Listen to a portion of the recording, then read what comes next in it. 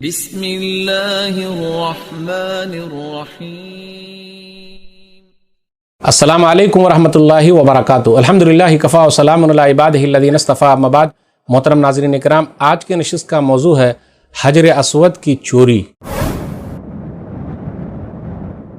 آج میں آپ لوگوں کے سامنے حجر اسود کے تعلق سے چند باتیں رکھنا چاہتا ہوں۔ تو آئیے سب سے پہلے یہ دیکھیں حجر اسود کیا ہے۔ حجر اسود جنتی پتھر ہے۔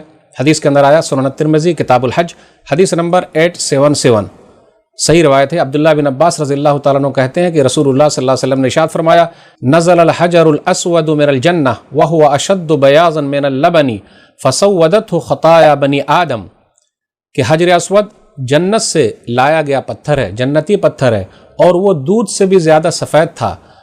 بنو آدم کی غلطیوں نے اس کو کالا کر دیا ہے، گناہوں نے کالا کر دیا ہے۔ حجر اسود کے بارے میں کل قیامت کے دن اللہ تعالیٰ حجر اسود کو 2 آنکھ دے گا، پھر اسی طریقے سے زبان بھی دے گا۔ تو وہ 2 آنکھوں سے دیکھے گا، زبان سے بات کرے گا اور گواہی دے گا کس نے اس کو حق کے ساتھ چوما ہے۔ سنن ترمذی کتاب الحج حدیث نمبر 961، صحیح روایت ہے۔ عبداللہ بن عباس رضی اللہ تعالیٰ عنہ کہتے ہیں کہ نبی صلی اللہ علیہ وسلم نے حجر اسود کے بارے میں کہا، واللہ لیبعثنہ اللہ یوم القیامہ لہو عینان یبصر بہما ولسان ینطق بہ یشہد علی من استلمہ بحق۔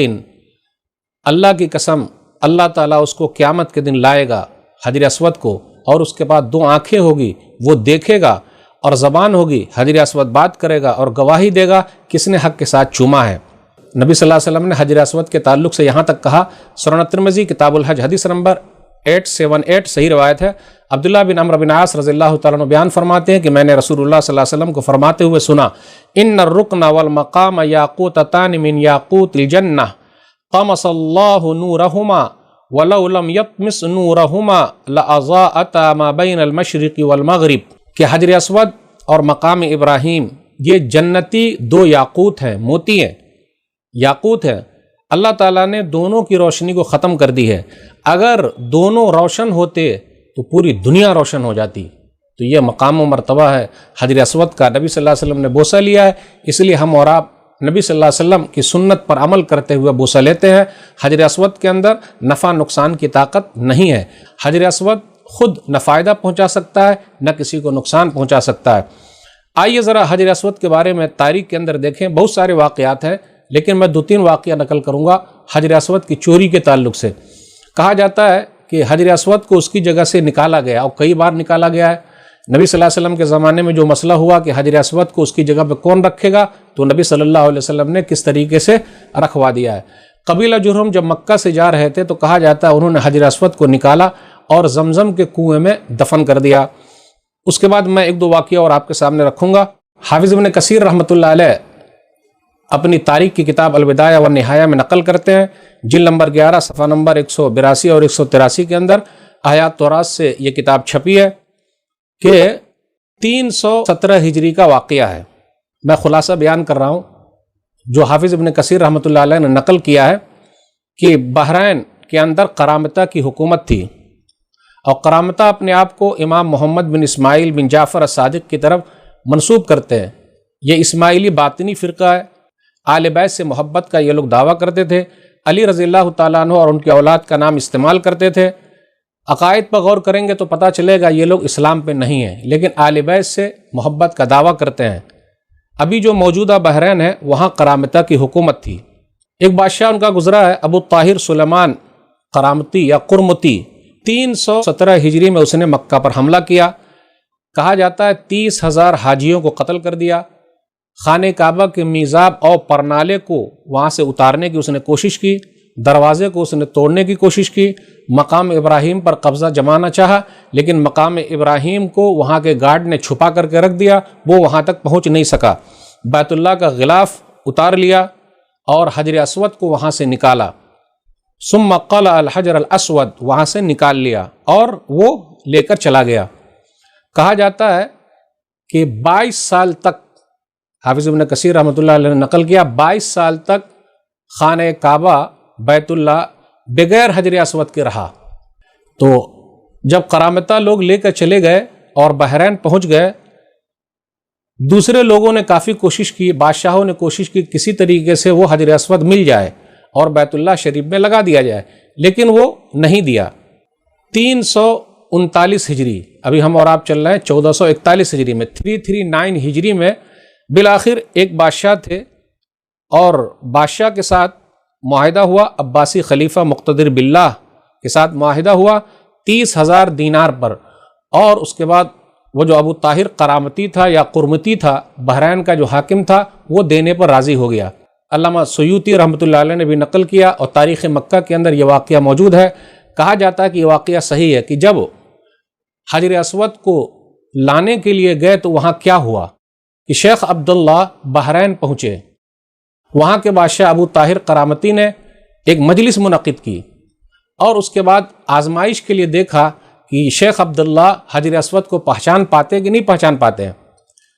ایک پتھر لایا گیا، غلاف کے اندر تھا، اس کے اندر سے خوشبو آ رہی تھی، کہا گیا کہ یہ لیجئے، آپ کا حجر اسود ہے، لے جائیے۔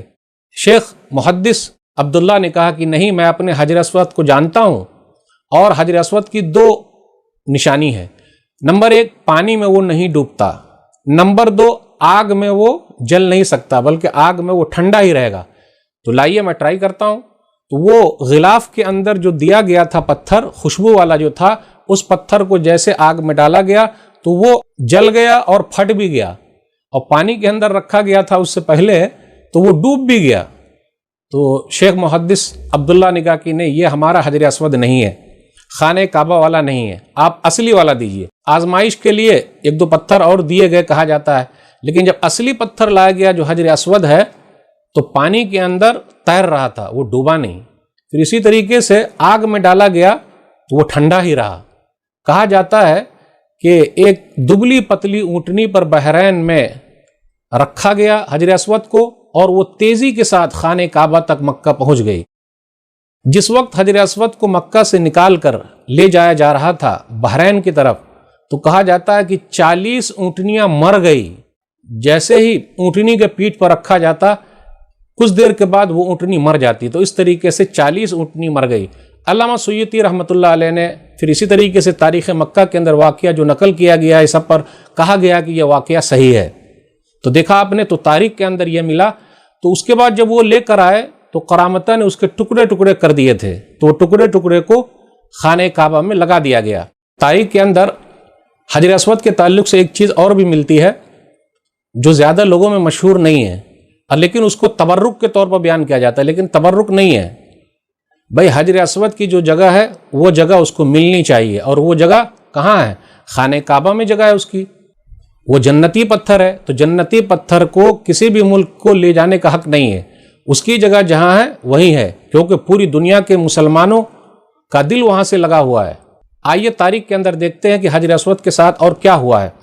1571 عیسوی میں ترکی عثمانیہ حکومت کے رہنے والے ترکی لے گئے، حجر اسود کے 6 ٹکڑے کو ترکی لے گئے، اور استنبول کے اندر وہ آج بھی حجر اسود کے 6 ٹکڑے موجود ہیں۔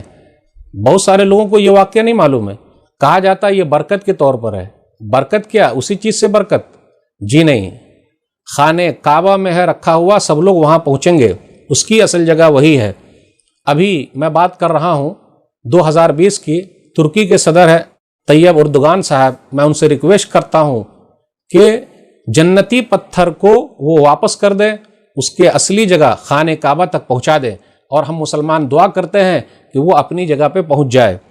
آئیے دیکھتے ہیں، قرامتہ نے تو ٹکڑے ٹکڑے کر دیے، اب اس کے 6 ٹکڑے کو ترکی لوگ اپنے گھر لے گئے ہیں، استنبول لے کے چلے گئے ہیں، اور آج بھی وہ ترکی کے اندر موجود ہے۔ 1571 عیسوی میں یہ واقعہ ہوا تھا، ابھی 2020 ہے۔ اب غور کر لیجئے، 450 سال سے 6 ٹکڑے حجر اسود کے کہاں موجود ہے؟ ترکی کے اندر، استنبول میں۔ 4 ٹکڑے جو ہیں حجر اسود کے، وہ استنبول کے اندر مسجد سکولو محمد پاشا، اس کے اندر لگے ہوئے ہیں۔ آپ یوٹیوب پر سرچ کیجئے، وہ چیز آپ کو مل جائے گی۔ اور ترکیوں نے باضابطہ کہا ہے کہ چیز ہمارے پاس ہے، لیکن وہ بولتے ہیں کہ نہیں، یہ برکت کے طور پر ہے۔ جی نہیں۔ تو 4 ٹکڑے مسجد سکولو محمد پاشا میں ہے۔ پھر اسی طریقے سے ایک ٹکڑا اور ہے، 5واں ٹکڑا حجر اسود کا، مسجد ادرنا اس کے اندر موجود ہے، یہ سب ترکی کے اندر ہے، استنبول میں ہے۔ پھر اسی طریقے سے ایک ٹکڑا اور ہے حجر اسود کا، چھٹا ٹکڑا سلیمان قانونی کے مزار پر لٹکا ہوا ہے۔ اب آپ ہی بتائیے، دوسرے لوگ اگر ایسا کریں تو تاریخ کے اندر مشہور ہے، کوئی غلط کام کیا اور یہ کلمہ پڑھنے والے لوگ ایسا کریں تو کیا ہوگا؟ مسجد سکولو محمد پاشا جس کے اندر حجر اسود موجود ہے، اس کے ٹکڑے رکھے ہوئے ہیں، آج بھی آپ دیکھ سکتے ہیں 450 سال ہو چکے ہیں، وہ واپس نہیں کیا گیا ہے۔ اس لیے ہم اللہ سے دعا کرتے ہیں کہ اللہ حجر اسود کا جو ٹکڑا ہے، جنتی پتھر جو ہے، اس کو تو خانہ کعبہ تک پہنچا دے۔